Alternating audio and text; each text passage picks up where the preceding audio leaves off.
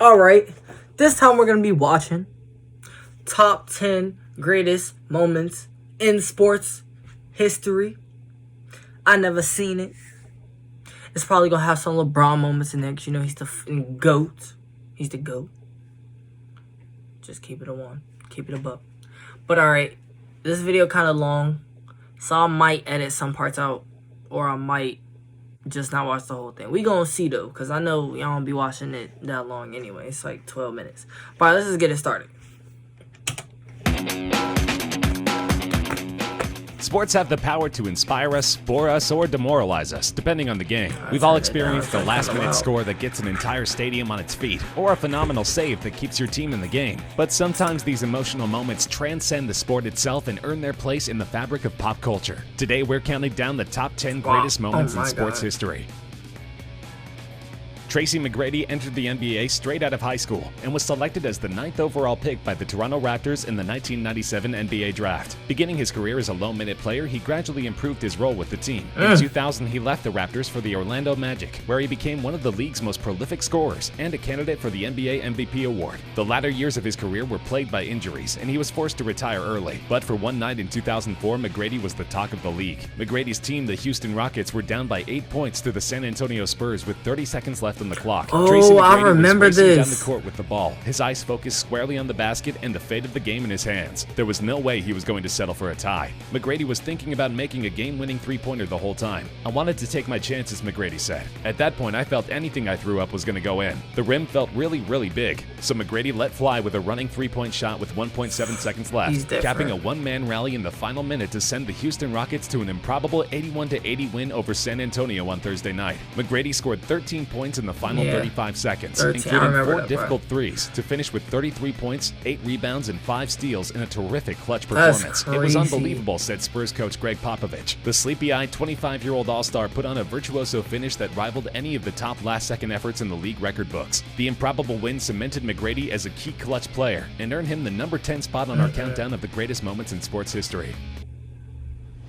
Though his personal life has been plagued with controversy, Tiger Woods is both one of the most talented and highest-paid golfers of all time. He first reached the #1 position in the world rankings in June 1997, less than a year after turning pro. Throughout the 2000s, Woods was the dominant force in golf. He won the 2000 U.S. Open by a record 15-shot margin. He was the top-ranked golfer in the world from August 1999 to September 2004, and again from June 2005 to October 2010. Maybe the most iconic moment of Tiger Woods' storied career came during the 2005 Masters, when he chipped in on the 16th hole of the final round. Woods was holding a one-stroke lead at the time and eventually won his 4th Masters in a playoff. According to Woods' former caddy, Woods was aiming for a mark the size of a dime and hit it on the fly. At the time, Woods had a one-stroke lead over his playing partner Chris DiMarco, whom Tiger would eventually beat in the playoff. DiMarco had 15 feet for birdie, while Woods had his tee shot on the par 3 into the rough. CBS commentator Lanny Watkins called it one of the toughest pitches on the entire course and speculated that because of the thicker rough sitting just behind Tiger's ball, he'd have a hard time getting the ball within 15 feet of the hole. There was also the threat of having the ball roll off the green and into the bunker. Woods got the ball up in the air. It landed on the hill, slowly rolled down to the hole, where it rested on the edge for a moment and then fell in for a birdie, causing spectators and commentators alike to lose control. I seen that's right too.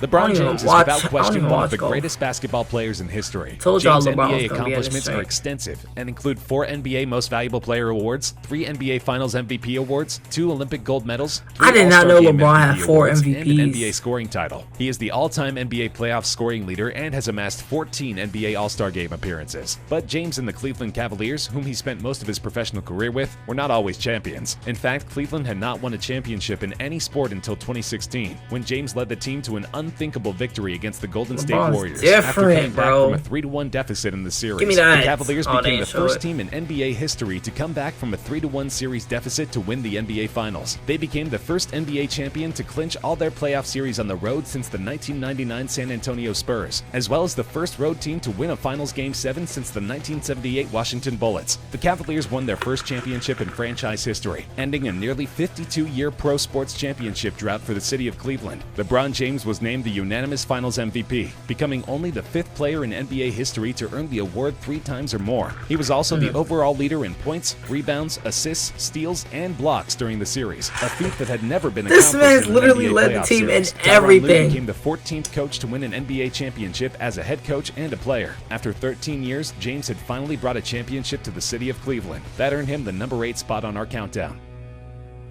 He's different. In baseball, the shot heard round the world was a game-winning home run by New York Giants outfielder and third baseman Bobby Thompson off Brooklyn Dodgers pitcher Ralph Branca at the Polo Grounds in New York City on October 3, 1951, to win the National League pennant. Thompson's dramatic 3-run homer came in the 9th inning of the decisive 3rd game of a 3-game playoff for the pennant, he's in which the fast. Giants trailed 4-2. The game, the Lord. first ever televised nationally, was seen by millions of viewers across America and heard on radio by millions more, including thousands of American servicemen stationed in Korea, listening on Armed Forces Radio. The classic victory was intensified by the epic crosstown rivalry between the Giants and Dodgers, and by a remarkable string of victories in the last weeks of the regular season by the Giants, who won 37 of their last 44 games to catch the first-place Dodgers and force a playoff series to decide the NL champion. The Giants' late-season rally and 2-1 game playoff victory, capped by Thompson's moment of triumph, are collectively known in baseball lore as the Miracle of Coogan's Bluff, a descriptor coined by the legendary sports columnist Red Smith. The run came in the final moments of the fame and secured not only the Dodgers' victory but also their infamy in sports history.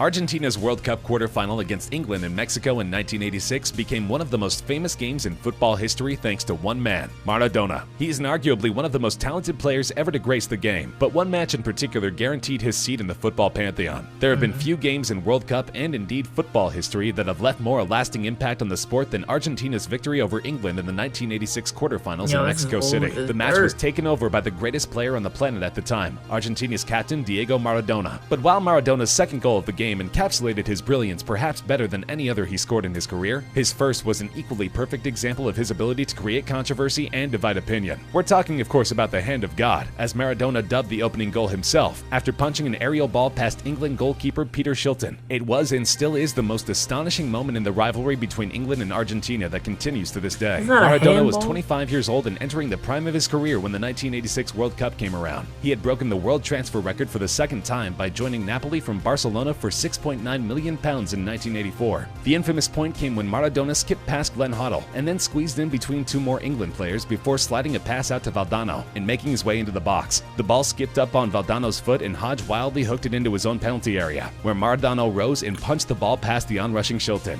The handball could easily have earned Maradona a red card, but instead it won Argentina the game. The rest is history. What the heck? How do you not get The date was June 14th of 1998. The setting was Game 6 of the NBA Finals in Utah. The shot was a 17-footer with 5.2 seconds left to give the Bulls an 87-86 lead. The moment was the storybook ending so many Chicago Bulls fans wanted for the greatest of all time. A game-winning shot that gave MJ 45 points and the Bulls a second three-peat and their 6th NBA championship in the 90s. The play went as follows. With the Jazz leading 86-85 with 18.9 seconds to play, Michael Jordan steals the ball from Karl Malone in the post. Jordan then dribbles down court and uses a crossover dribble and a slight shove at Byron Russell to nail a 20-foot jumper for an 87-86 lead with 5.2 seconds left to play. That jumper ended up being the game winner as the Bulls clinched their 3rd state title in what at the time was Jordan's final shot. He would later come out of retirement and play for the Washington Wizards from 2001 to 2003. One of the iconic sequences and shots in the illustrious career of Jordan. Not even his stint with the Wizards has overshadowed those final seconds against the Jazz. More than just a shot that ended a dynasty in Chicago, it signaled the end of an era for one of the greatest players in the NBA.